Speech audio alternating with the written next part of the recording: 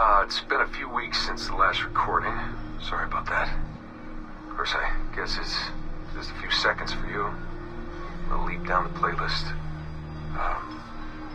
Anyway, I was talking about Clay. Casmeric, Subject 16.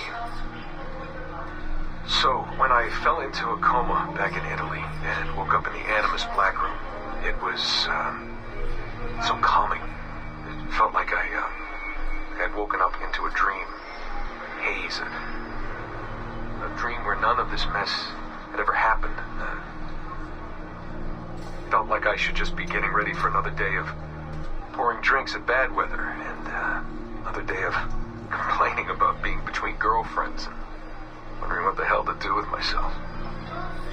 But when I saw Clay just sitting there, it started to come back, piece by piece. And when he told me about Lucy,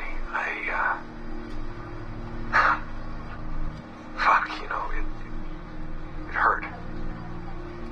Realizing that I killed her without thinking or feeling anything. Not at the time, anyway. Well, then things just kept piling on. There were more memories of Ezio and Altair and the first civilization. And then, right before he vanished, Clay passed on his memories to me. He showed me everything he had seen and lived through, and it was brief, but overwhelming. Not really sure how to explain. He saw glimpses of Adam and Eve and their escape from slavery. He saw the beginning and the end of the war between the first Civ and humans. He saw Minerva, Juno, and Tinia trying to work out their calculations. At least that's what they called them. They had these tools, these powerful machines that could predict possible futures. Not what was going to happen, but what could happen. Probabilities. And, well, they spent a lot of energy trying to figure out what was the most likely scenario for the future. Theirs and ours. And in the end, I guess they figured I was their most likely candidate. Some guy named Desmond living at the beginning of the 21st century of the Common Era. But which Desmond was the right one? Because, you see, probability is a weird thing. It can branch out in so many ways. Which version of me did they need? Was it the Desmond who got married early and had a son? One who stayed single in New York? Or was it the Desmond who moved to San Francisco to be a waiter? Maybe it was the Desmond who worked at an auto body shop in Chicago, or maybe it was the me who never ran away from his parents in the first place. First Civ had countless variations to choose from, but in the end, the lucky one was me. I'm the Desmond their best calculations spit out. I'm the Desmond they left their messages for, and I guess I have to live with that honor. What an honor. Pretty tired. There'll be more later. Ciao.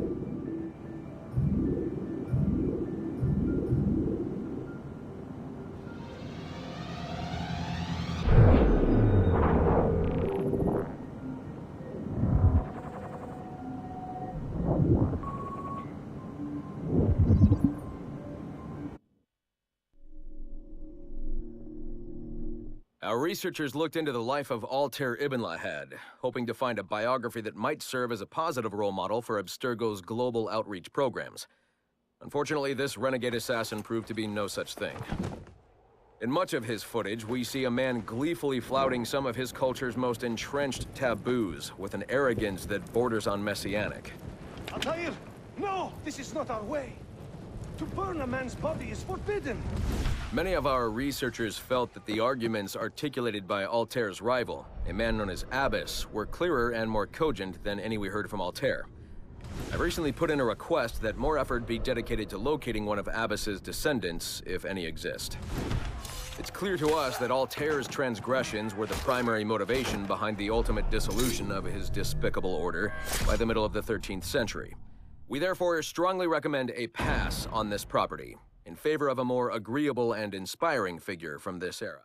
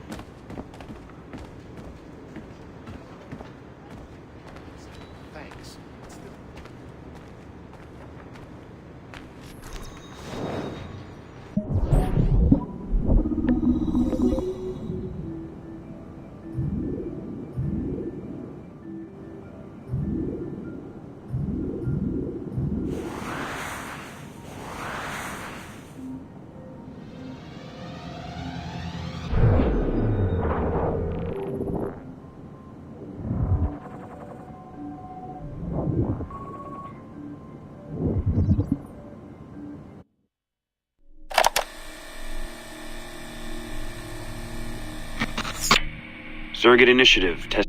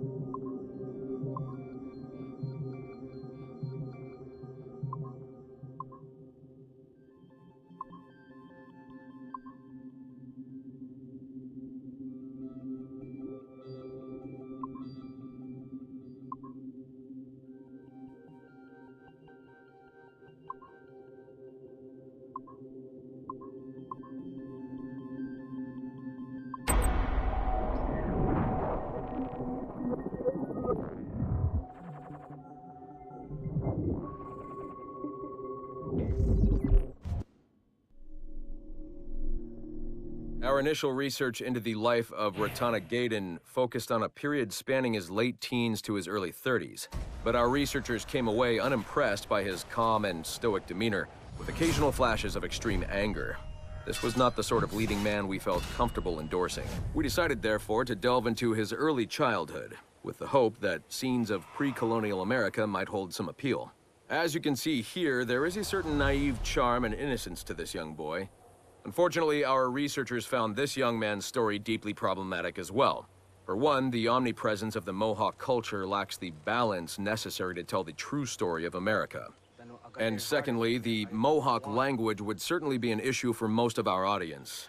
We therefore feel that although Ratana Tankon's early life would be of some interest to our more educated viewers, it's unlikely that his story would appeal on a broader scale, being too foreign, as it were, to normal audiences. Our team recommends we pass on this property.